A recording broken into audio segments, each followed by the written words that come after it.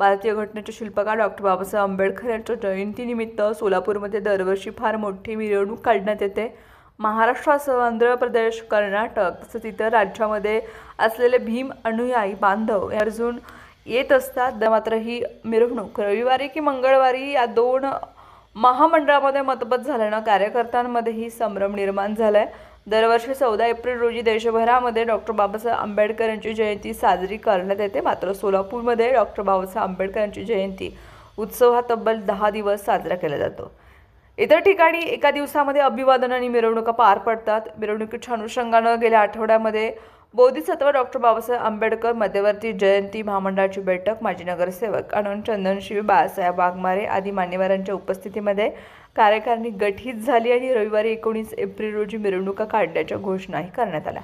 त्यानंतर काल डॉक्टर बाबासाहेब आंबेडकर मध्यवर्ती जयंती महामंडळाची बैठक रिपाईचे नेते राजाभाऊ सरवदे यांच्या प्रमुख उपस्थितीमध्ये झाली। बैठकीमध्ये मंगळवारी दिनांक 21 एप्रिल रोजी जयंती मिरवणूक काढण्याची घोषणा केली।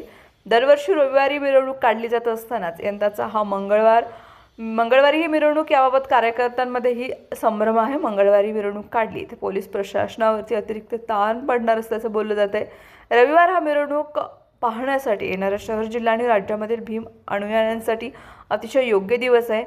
त्यामुळे आता ही मिरवणूक रविवारी निघणार की मंगळवारी याबाबत हजारो भीमसैनिकांमध्ये संभ्रमावस्था असून हा प्रश्न समोपचारानं मिटवा अशी मागणी आता तमाम भीमसैनिक, भीम अनुयायांकडून ही होत आहे।